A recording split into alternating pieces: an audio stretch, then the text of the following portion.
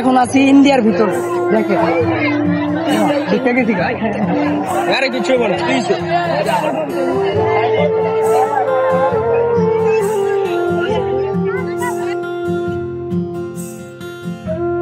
আসলে জাফলং আর ইন্ডিয়ার বর্ডারটা একদম কাছাকাছি হওয়ার কারণে ইন্ডিয়ার কিছু মানুষ বাংলাদেশে ঢুকে যায় আর বাংলাদেশের কিছু মানুষ ইন্ডিয়াতে ঢুকে যায় ভুল করে। এখানে কোনো কাঁটাতারের বেড়া নাই, এখানে শুধু পাথর দিয়ে সীমা রেখা করা আছে। এই পাথরের ও পাশে ইন্ডিয়া আর এই পাশে বাংলাদেশ। তো মাঝখানে বর্ডার গার্ড, তারপরে বিজিবি ওরা থাকে। ওরা হচ্ছে ইন্ডিয়ার সীমা বাংলাদেশের সীমা অতিক্রম করলেই তারা বাঁশি ফু দিয়ে এদিকে যাইতে দেয় না, তাড়াইয়া দেয়। তো আমরা ভুল করে না, আসলে অ্যাকচুয়ালি জেনে শুনেই ঢুকে গেছিলাম ইন্ডিয়ার ভিতরে। এর ভিতরে ঢুকে আমরা অনেকক্ষণ ঘোরাঘুরি করলাম।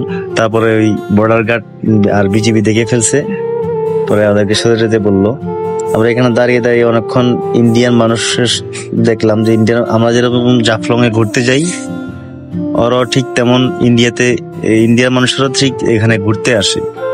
ওরাও এটা অন্য নামে বলে, এটা কি নাম বলে আমার জানা নেই, আমরা জাফলং বলি আর কি। যে পিছনে পাথর দেখতেছে, পাথরটাই সীমানা, ইন্ডিয়া বাংলাদেশের সীমানাটাই পাথরের যে স্তূপটা দেখতেছেন এটাই সীমানা। এটার ওই পাশে ইন্ডিয়া, এই পাশে বাংলাদেশ। তা আমরা ইচ্ছাকৃত ভুল করে আর কি ইন্ডিয়া ঢুকে ঘোরাঘুরি করলাম, অনেকক্ষণ ঘোরাঘুরি করলাম, ভিডিও করলাম, কয়েকটা ছবি তুললাম।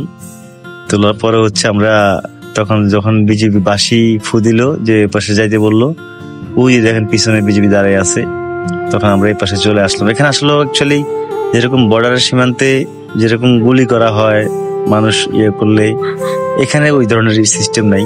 ওইটা এখানে হয় না, কারণ যেহেতু এখানে পর্যটক এলাকা, এটা মানুষ ভুলক্রমে ঢুকতেই পারে। এখানে তখন কাঁটাতারের বেড়া নেই, মানুষের ভুল হতেই পারে, যার জন্য এখানে ওরা অনেক ভালো।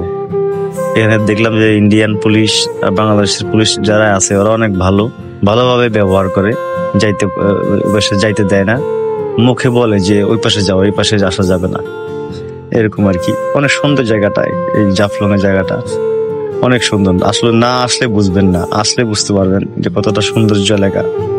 সো আমাদের ভিডিওটি দেখতে থাকুন, ভালো লাগবে ইনশাল্লাহ।